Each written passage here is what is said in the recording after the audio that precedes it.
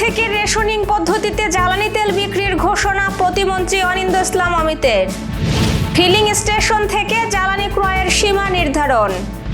Election engineering যাচাইয়ে বিচার বিভাগীয় তদন্তের দাবি জামায়াতের। ঝিকরগাছা স্বাস্থ্য কমপ্লেক্স 100 শয্যায় উন্নীতের ঘোষণা এমপি ফরিদের। নেপালের পার্লামেন্ট নির্বাচনে বড় ব্যবধানে এগিয়ে অভ্যুত্থানকারী দল। বাংলাদেশ পাকিস্তান সিরিজের টিকিটের দাম জানালো বিসিবি। দর্শক, আমাদের রাতের আয়োজনে আপনাদের সাথে আছি আমি স্বপ্না দেবনাথ। শুনছিলেন প্রধান শিরোনাম। এছাড়াও রয়েছে দক্ষিণ পশ্চিমাঞ্চলের রাজনৈতিক, সামাজিক, অর্থনৈতিক ক্ষেত্রের বিভিন্ন গুরুত্বপূর্ণ খবর। বিস্তারিততে যাওয়ার আগে আপডেট খবর পেতে গ্রামের কাগজের ইউটিউব চ্যানেল সাবস্ক্রাইব এবং ফেসবুক পেজ ফলো করে রাখুন। দীর্ঘমেয়াদে দেশে জ্বালানি তেলের সংকট এড়াতে আগামী রোববার থেকে রেশনিং পদ্ধতিতে তেল বিক্রি শুরু করা হবে বলে জানিয়েছেন জ্বালানি প্রতিমন্ত্রী অনিন্দ্য ইসলাম অমিত। এই বিষয়ে শিগগিরই দেশের সব পেট্রোল পাম্পে লিখিত নির্দেশনা পাঠানো হবে বলেও তিনি জানান। আজ রাজধানীর পরিবাগ এলাকার একটি পেট্রোল পাম্প পরিদর্শন শেষে সাংবাদিকদের সঙ্গে আলাপকালে তিনি এই তথ্য জানান। প্রতিমন্ত্রী বলেন, চলমান যুদ্ধাবস্থার কারণে মানুষের মধ্যে কিছুটা উদ্বেগ তৈরি হওয়াটা স্বাভাবিক, তবে জ্বালানি তেল নিয়ে আতঙ্কিত হওয়ার কোনো কারণ নেই বলে তিনি আশ্বস্ত করেন। তার ভাষ্য অনুযায়ী দেশে বর্তমানে পর্যাপ্ত জ্বালানি তেলের মজুদ রয়েছে। তিনি আরো বলেন, গত কয়েকদিনে সরকার আগের তুলনায় কয়েক গুণ বেশি জ্বালানি তেল সরবরাহ করেছে। অনেক ক্রেতাই প্রয়োজনের তুলনায় বেশি তেল সংগ্রহ করছেন বলে স্বীকার করেছেন। এই ধরনের আতঙ্ক কাটিয়ে ওঠার জন্য সবাইকে সচেতন থাকার আহ্বান জানান তিনি। অনিন্দ্য ইসলাম অমিত বলেন, আন্তর্জাতিক বাজারে জ্বালানি তেলের দাম অস্বাভাবিকভাবে বেড়ে যাওয়ায় দেশের উপর চাপ তৈরি হয়েছে। ইরানে যুক্তরাষ্ট্র ও ইসরায়েলের হামলার পর বিশ্ববাজারে জ্বালানি সংকটের আশঙ্কা দেখা দেওয়ায় দেশের জ্বালানি কেনার সীমা নির্ধারণ করেছে বাংলাদেশ পেট্রোলিয়াম কর্পোরেশন বিপিসি। নতুন নির্দেশনা অনুযায়ী মোটরসাইকেল দিনে সর্বোচ্চ 2 লিটার, ব্যক্তিগত গাড়ি 10 লিটার, এসইউভি ও মাইক্রোবাস 20 থেকে 25 লিটার, পিকআপ ও লোকাল বাস 70 থেকে 80 লিটার এবং দূরপাল্লার বাস, ট্রাক ও কন্টেইনার ট্রাক 200 থেকে 220 লিটার জ্বালানি তেল নিতে পারবে।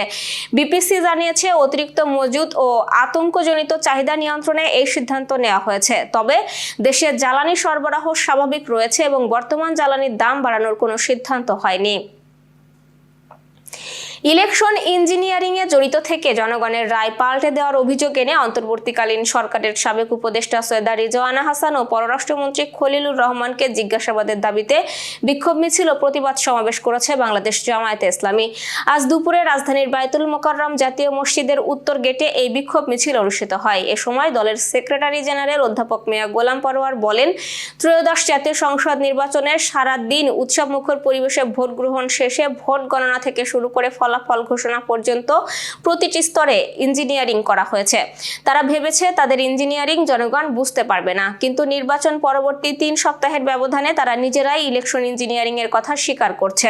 তিনি বলেন, অন্তর্বর্তী সরকারের সাবেক উপদেষ্টা রিজওয়ানা হাসান মিডিয়ার সামনে স্বীকার করেছেন তারা জামায়াতে ইসলামীকে মেইন স্ট্রিম হতে দেয়নি।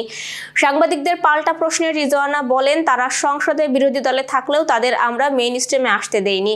রিজওয়ানা হাসান তার বক্তব্যে ভুল স্বীকার না করলে প্রমাণ হবে অন্তর্বর্তী সরকারের উপদেষ্টাদের সহযোগিতায় ইলেকশন ইঞ্জিনিয়ারিং করা হয়েছে বলে দাবি করেন গোলাম পরোয়ার। এবার যশোর সহ আঞ্চলিক সংবাদ। যশোরের ঝিকরগাছায় এক ইফতার মাহফিলে স্থানীয় সংসদ সদস্য ডাক্তার মোসলেউদ্দিন ফরিদ বলেছেন, উপজেলার 50 শয্যার স্বাস্থ্য কমপ্লেক্সকে শিগগিরই 100 শয্যায় উন্নীত করা হবে। পাশাপাশি টেন্ডারবাজি, চাঁদাবাজি ও দুর্নীতিমুক্ত উপজেলা গড়ে তোলারও প্রত্যয় ব্যক্ত করেন তিনি। পৌর জামাতে ইসলামী আয়োজিত অনুষ্ঠানে তিনি বলেন, তার নাম ব্যবহার করে কেউ অনৈতিক সুবিধা নেওয়ার চেষ্টা করলে তার সঙ্গে কোনো সম্পর্ক থাকবে না। তিনি আরো জানান, সংসদ সদস্য হিসেবে পাওয়া সম্মানী ভাতার সমান অংশ ঝিকরগাছা ও চৌগাছার 2টি হাসপাতালের তহবিলে অনুদান হিসেবে দেবেন তিনি। আমাদের প্রতিনিধি রফিকুল ইসলাম জানিয়েছেন, পৌর আমির আব্দুল হামিদের সভাপতিত্বে আয়োজিত এই অনুষ্ঠানে স্থানীয় জামায়াত নেতৃবৃন্দ সহ বিভিন্ন পর্যায়ের নেতারা উপস্থিত ছিলেন।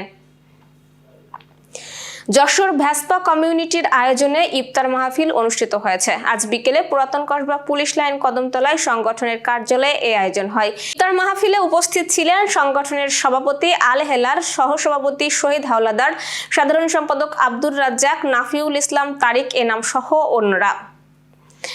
যশোরের বাঘারপাড়া উপজেলায় শ্রমজীবী অসহায় মানুষের মাঝে ঈদ উপহার বিতরণ করা হয়েছে। প্রতিনিধি নাজমুস সাকিব আকাশ জানিয়েছেন, জেলা স্বেচ্ছাসেবক দলের যুগ্ম আহ্বায়ক শামীম আক্তারের আয়োজনে সাবেক প্রধানমন্ত্রী বেগম খালেদা জিয়ার রুহের মাগফিরাত কামনায় এই কর্মসূচি গ্রহণ করা হয়।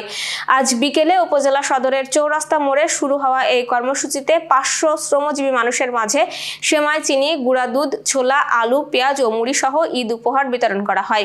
উপহার পেয়ে অনেকেই খুশি প্রকাশ করেন। আয়োজকরা জানান, ঈদের আনন্দ সবার সঙ্গে ভাগাভাগি করতেই এই উদ্যোগ নেওয়া হয়েছে এবং পর্যায়ক্রমে আরও 500 প্যাকেট বিতরণ করা হবে। ইরানে যুক্তরাষ্ট্র ও ইসরায়েলের হামলা এবং ইরানের প্রেসিডেন্ট আয়াতুল্লাহ খামেনি নিহত হওয়ার খবরের প্রতিবাদে যশোরে বিক্ষোভ মিছিল করেছে ইনকলাব মেহেদী মিশন যশোর জেলা শাখা। আজ জুম্মার নামাজ শেষে শহরের মনিহার এলাকায় সংগঠনের নেতাকর্মীরা এই বিক্ষোভ মিছিল বের করেন। মিছিলটি বিভিন্ন সড়ক প্রদক্ষিণ করে সংক্ষিপ্ত সমাবেশে মিলিত হয়। এ সময় তারা ইরানে হামলার তীব্র নিন্দা জানিয়ে বিভিন্ন স্লোগান দেন।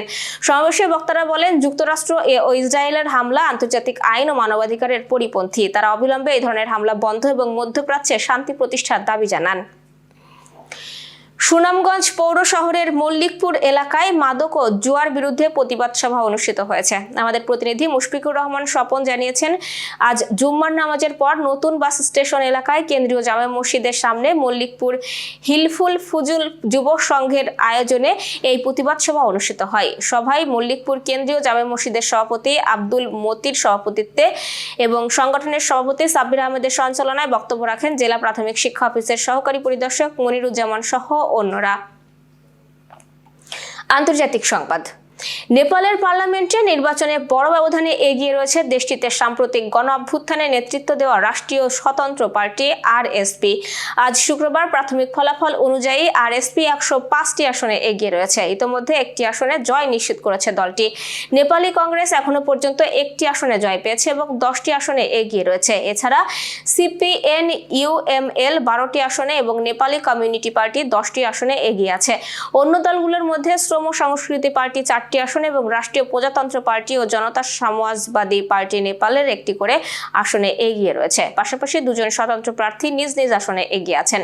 নেপালের পার্লামেন্টের 2 কক্ষের নিম্নকক্ষ হাউস অব রিপ্রেজেন্টেটিভস নির্বাচনে গতকাল বৃহস্পতিবার ভোট গ্রহণ হয়।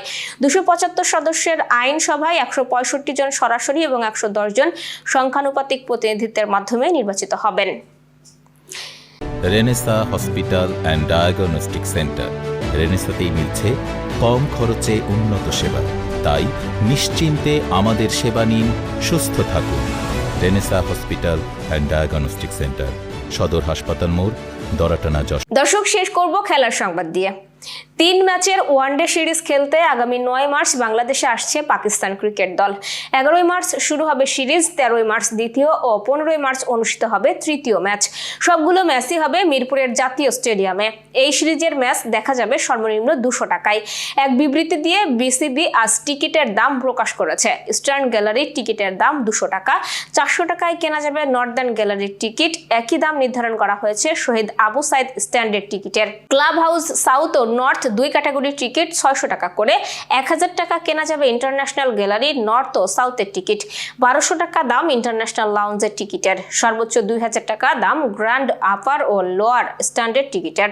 অনলাইনেও দর্শকরা আজ থেকেই টিকিট কাটতে পারবেন। সেই জন্য যেতে হবে www.gobcbticket.com.bd ঠিকানায়। দর্শক, এই ছিল আজকের রাতের আয়োজন। এরপর সকালের খবর দেখার আমন্ত্রণ জানাচ্ছি। পবিত্র রমজানে ইফতার থেকে সেহরি পর্যন্ত পর্যাপ্ত পানি পান করুন, বিদ্যুৎ ব্যবহারে সাশ্রয়ী হন এবং সেই সাথে সচেতন হন পানির অপচয় রোধে এবং মশাবাহিত রোগ সম্পর্কে। শুভরাত্রি।